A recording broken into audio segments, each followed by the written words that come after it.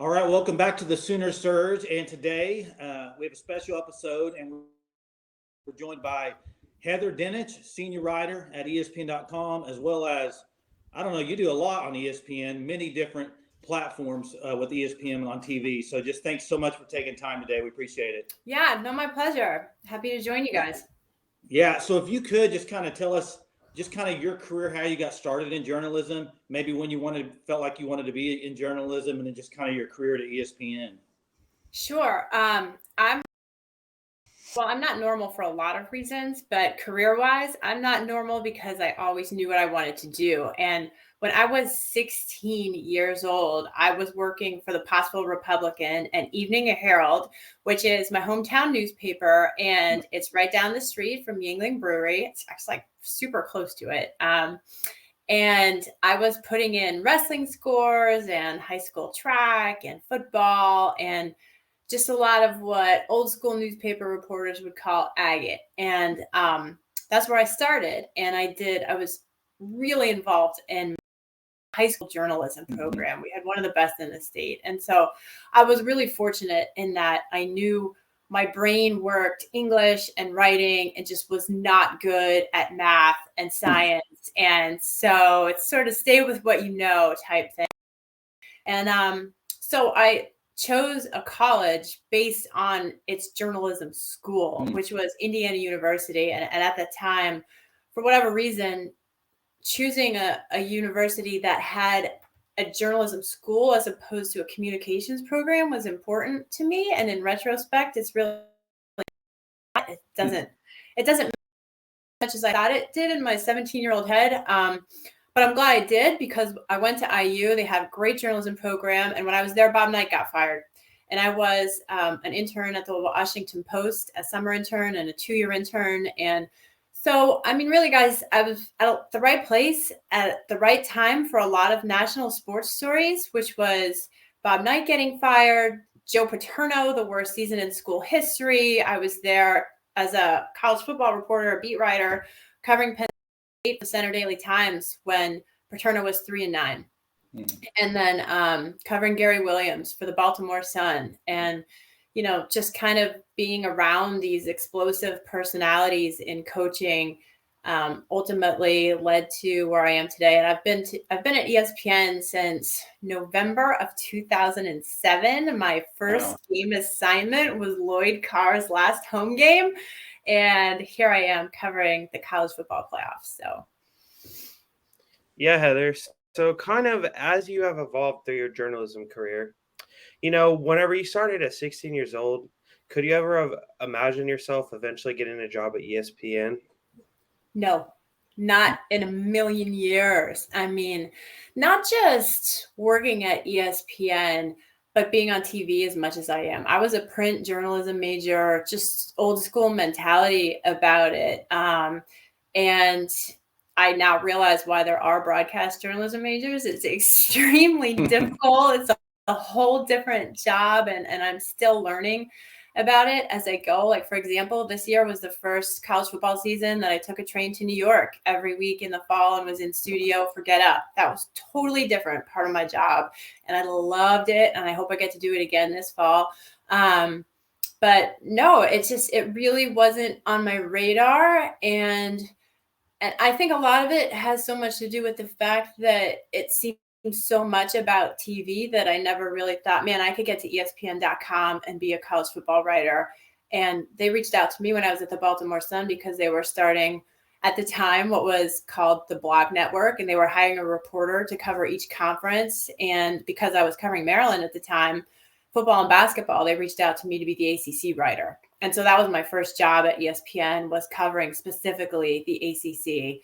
And when Florida State finally made it to the national championship game, it was the last year of the BCS national championship game. And Florida State played Auburn at the Rose Bowl. And I had one of those meetings you'll never forget. I remember being in the Rose Bowl and taking my editor aside and saying, look, I love this job. But what else can I do at ESPN? And he said, you know, we talked about it, and eventually it led to well, why don't you cover the college football playoff? It's starting next year. And nobody really knew what that meant. I mean, the college football playoff didn't even know what the college football Mm-hmm. playoff was. Honest to goodness, there were so many questions. And so I'm really happy we had that conversation at the Rose Bowl, and that was, I guess, 2013, and it's evolved. Yeah, great to kind of hear about how you got started in this career. But just wanted to ask you kind of this week, heard that Oklahoma and Texas making their move to the SEC is official in 2024. So I just wanted to get your opinion on maybe how you think Oklahoma will be able to how much success do you think Oklahoma can have in the SEC? I think it's going to be much more difficult, not just for Oklahoma, obviously, but for all of the schools in the SEC. Because when you're talking about a 16-team conference, I mean, look, it's hard enough to emerge as the best of the best in the SEC West, period. And then you broaden it to 16 teams, and you've got to be the best of those 16. I mean, I think the Big Ten is going to experience something very similar. So I think in essence, the cream is going to continue to rise to the crop, but we'll also have different conversations. And I asked this on Twitter the other day, what does Alabama look like without Nick Saban? Does that open the door for other schools? Does Georgia continue to be, the king of the conference and college football as a whole? I mean, look, Oklahoma has to answer the question, how good are they in the Big 12 this year under Brent Venables? They've got to take a quantum leap to win the league that they're in right now with BYU and Houston and Cincinnati. So I think it's going to get harder for everyone, not just Oklahoma. Yeah, Heather, you've covered OU in the college football playoffs a few times that we were in it. So you were on the inside of the program on everything going on at that time. Do you think the program's in a better position now with Brent Venables as the head coach over Lincoln Riley?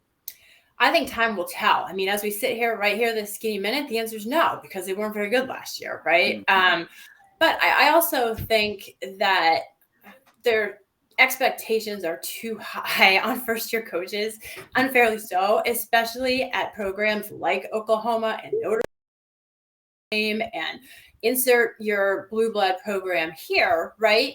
But I also think there were questions about Oklahoma with Lincoln Riley. And that's not to say as a playoff contender, it's can you go from semifinalist to national champion under Lincoln Riley? There's always the next question, right? The bar is insanely high. So now under Venables, it's simply, can you win the Big 12, right? Period. And then can you achieve success in an overgrown, gargantuan SEC? But to say it's in a better place, you can't say that right now because it's not. But Lincoln Riley's facing the exact same questions at USC that he faced at Oklahoma, which was, can you play defense? Can you get to the CFP without playing defense? Yes, you can. He proved that. Can you win it all? No, you can't. Not unless you start playing defense. Yeah.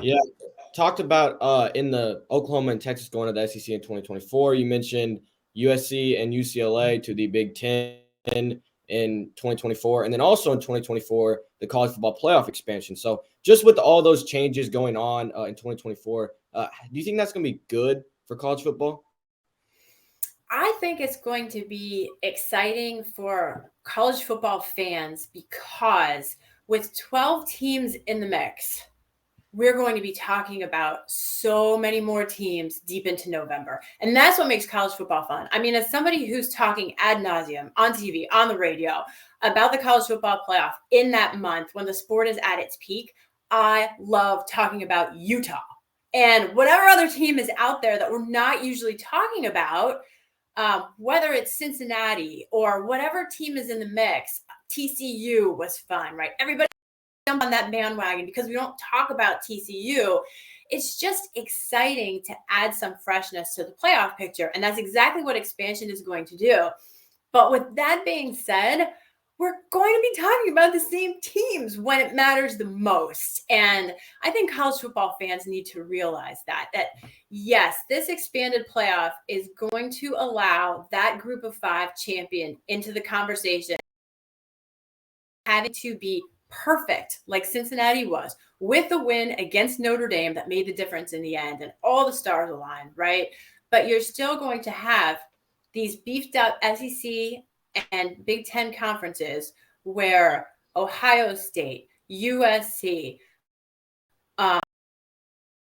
Georgia, Alabama, the same teams are going to make up a bulk of that, and they're going to be from the Big Ten and the SEC. So does Clemson come back into this conversation? Does Florida State help the ACC this year? I don't know. It makes it more interesting. It's going to make it more fun. But I also think in terms of, is it good for college football? I guess the answer is yes, but beware, because the Big Ten and the SEC have already separated themselves from everybody else. Yeah. Do you have a preference for the 4 or 12 team playoff, or would you have maybe like to see the 8 team?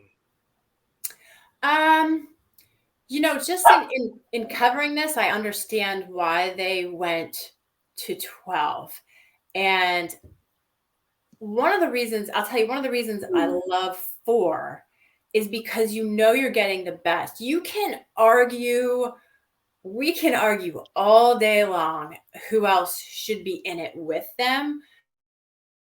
But if you go back and look at the teams that have actually won the national title, it's very hard to argue that LSU was the best team in the country in 2019, that Alabama was the best, that Clemson.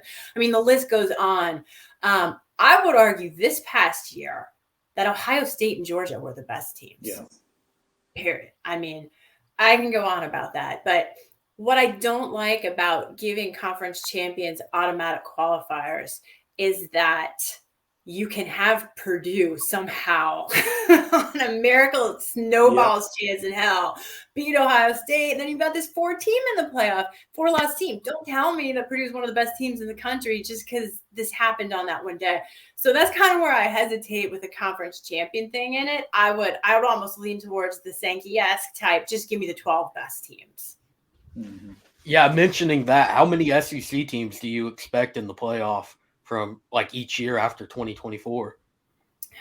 Well, I do think a lot of that depends on how quickly Oklahoma and Texas raise the bar within their own programs, because that could make it a lot more. I think Georgia's here to stay. I don't think Alabama's going very, very far anytime soon. I mean, golly, they lost 2 games by about 4 points last year, and everybody's calling at the end of the Nick Saban. Stop! He didn't get dumber. We're still talking about Nick Saban. So I think you got Georgia, Alabama. Brian Kelly's on the way up at LSU. Look at what Tennessee is doing.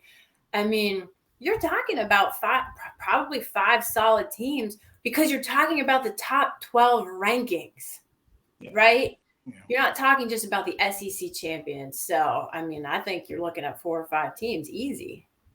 Heather, I mean, you're the guru. Your credibility in college football, in the college football world, is probably second to none.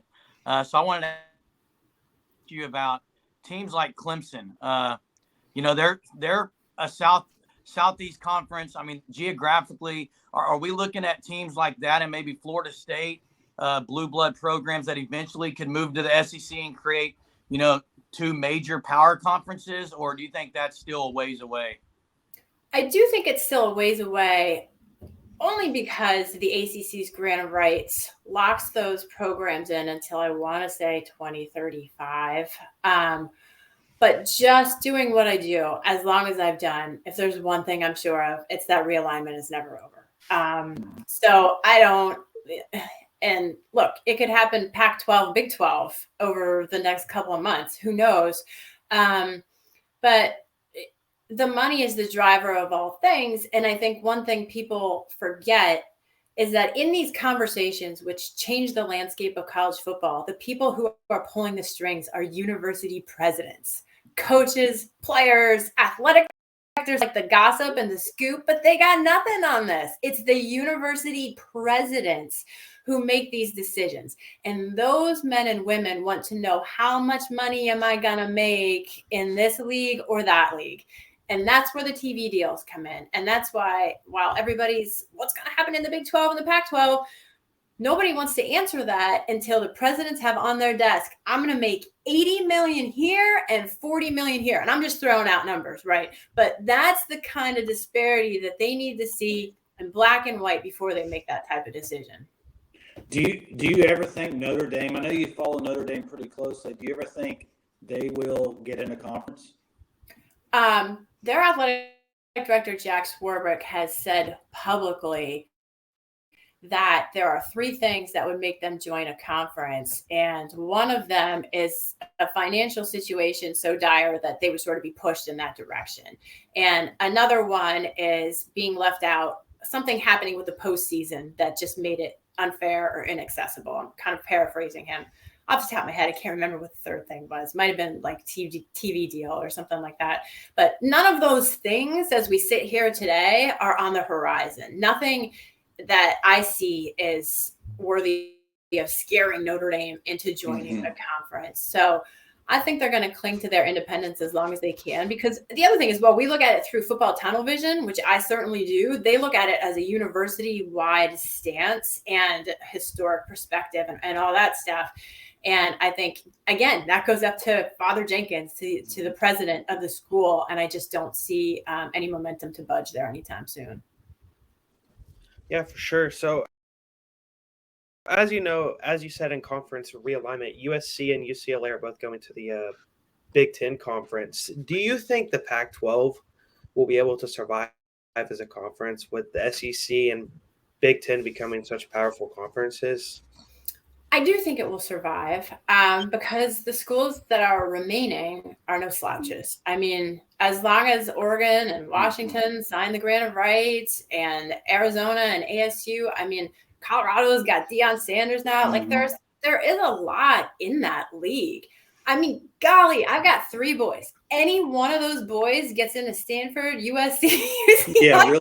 what parent is not like, yes, you know, did it. Thank you. These are great schools we're talking about. So I think as long as those 10 that are left stick together and are happy, and look, if they add other schools for market, I know there's a lot of whispers about SMU to get that Texas market. That would be a big deal for them in terms of time zone and TV reach and audience and stuff like that. So as long as they're smart and they get eyes on their league from coast to coast, I think that makes a difference. I remember talking to UCLA's athletic director, this was a year or two, Martin Jarman, and he was like, and this line stuck with me for so many reasons in so many different ways. He said, if you can see it, you can be it. Nobody can see being a Bruin. He's like, you can see Penn State all over the place, you know, but nobody sees this enough from coast to coast. And the recruiting is everything. So if they can get eyes on their programs and get the players, then I think they'll be just fine. Yeah, you mentioned Colorado with Deion Sanders being the head coach there. What are your expectations for them? Well, they've already made quite the splash, haven't they? I mean, Yeah. he's all over social media and he's doing a thing and he's having fun. I'll be curious to see what they look like this year for starters, but the transfer portal is so interesting and so beneficial. How he uses that to his advantage. We saw what Lincoln Riley was able to do with it, especially offensively last year at USC. You can have a quick fix at a program. I don't expect that entirely, though, in year one. I mean, it's year one for crying out loud, and there's a lot of work to do at Colorado, and the recruiting is the number one thing. So I think let's just give him time. Quite honestly, I'm excited to see it. It's fun. It's refreshing. It was a brilliant hire. Brilliant. And it should not be lost on the fact that he's a Black head coach at the college level. And that is, I mean, you can't put a price tag on that. That's important. So all of those things I think are just trending up for Colorado. Yeah, being that you cover college football as much as anyone, I just kind of wanted to ask you about your opinion on NIL. Is it, is what you expected? Is it not as good? Is it worse? Is it better? I mean, quite honestly, I guess it's what I expected because it's we don't have a filter on this podcast. It's a beep show. That's exactly what I thought it was going to be. And legislation's coming out of every corner and every pocket, and Florida's trying to do this, and everybody's doing their own thing, and NCAA is trying to crack down on it, and it's just like anything else, and that people find loopholes, and boosters are involved, and problems that were already there have been exacerbated. but there are also such amazing stories like Florida State's offensive lineman, which I'm blanking on right now, who used it for such a good reason. And there are really honest to good stories about how it's being used, which I think is fabulous. And I think is great for the student athletes. Let's just call them players. That's what they are. So I think it's good. And I think eventually the dust will settle and they'll start to figure it out a little bit more. But look, we're all a skinny minute here away from the day payers are just getting paychecks anyway. So Yeah, exactly. Heather, so we see on ESPN every year when the college football playoff committee is getting together at the Gaylord, and just kind of take us behind the scenes maybe of a weekend there with the committee. We obviously don't get to see the insides, but just how is that? How is that there? It's it's literally my most favorite time. I go there twice. I go there for the first ranking and the last ranking. Mm-hmm. People are confused. They think I'm there every week and I'm like in the room at the table. I'm not. I'm doing a lot of live reports. And really the great thing for me is the limited face time that I do have with the committee members coming in and out. And I'm really literally just stalking them like a reporter, just hallway conversations. And so many athletic directors are on the committee. It's really great because there's always something else going on, truthfully. Like Ward Manuel from Michigan had the whole Michigan State issue. I was just kind of able to, that week just be like, hey, is there anything you can tell me off the record? Rick George is on the committee. He was hiring Deion Sanders. So there was that hallway conversation. So in addition to the stuff that's going on about the actual playoff, it's also nice to just talk to these people about other things that are going on at that time. But nothing has compared to the very first time I walked in that room, because it was the first college football playoff selection committee. And you had Barry Alvarez, Condoleezza Rice, Tom freaking Osborne. I mean, you walked in there and it was just oozing power and football knowledge. And I was like, wow, like this is for real. And the star power has diminished a little bit since then. But, I don't think people understand the process enough. And while you watch the games every weekend, people like me and in the committee, my job is to literally watch it from noon until 2 a.m. I mean, the Pac-12 has killed me because, especially this past season, like Oregon's playing games that matter. Utah's playing games that matter to this whole picture. And when you think and then you sit at that table, like the six of us can talk about it and have an idea in our heads of what we think it should be at the top. But as we listen to each other, Jason, you make a great point. Brody, you make a great point. I mean, and all of a sudden I'm like, oh yeah, I'm going to change. I'm going to flip these. And that conversation happens. And I'm like, wait a minute. Do you understand that Michigan has not played anybody for 4 straight games? And everybody's like, oh yeah, that's why the stats are so big. And those conversations happen and opinions change. And then the poor chair, whoever he or she might be, got to go on with Reese in 2 minutes and be like, this is why we did this. And the whole world is like, you guys don't know what you're talking about. And they're like consistently inconsistent, but to have been reporting it and have such a thorough understanding of how their brains work in there and how they get to that, I don't always agree with it, but I can explain it. Yeah, so that collaboration that you're talking about is a lot different, I guess, than the BC, right? Than the the computer rings. Do you see that that's ever going to be used anymore in the future? The computer rankings. I mean, I like the collaboration. I like hearing how you're talking about that. Feeding off each other and doing that. But so I just didn't know if you think the computer rankings ever going to come back into play with seeding or anything else in that 12 team. I would be shocked, honestly, because as far as I know, as we sit here today, the intention is to have the selection committee continue to pick in the 12-team playoff. And, it's going to look different, obviously. And the way the field is selected will look different from their top 12, even, let alone their top 25. But they have every stat you could possibly want at their fingertips.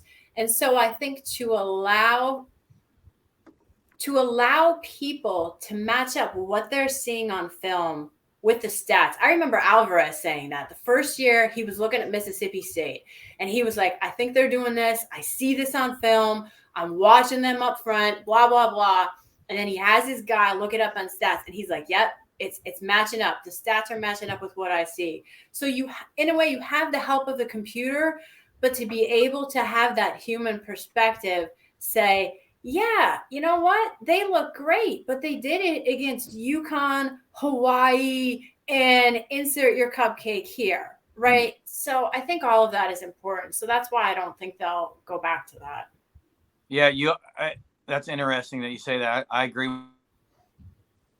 You mentioned watching football 12 noon to 2 a.m. and you said earlier you had 3 boys. So one question I have for these guys also that are going to be pursuing broadcasting and journalism is the balance. How do you balance so well those things? Well, if two of the 3 just got off the bus, so you might hear yelling and screaming in the background. I balance it with a lot of help. I'm super lucky that I have in-laws and an awesome husband, and we just somehow we get it done. And as you can see, I'm home. So if I'm not on the road, I get to work from home and I don't have to go into an office every day. That's super helpful.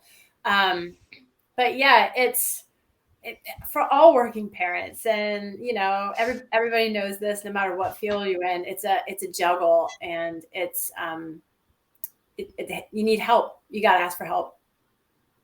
Yeah, Heather. Well, once again, thank you for joining us. And I think we only have a few more questions, but as you've covered college football for over your years, do you have a favorite player or team you've ever gotten to cover? So that's interesting. I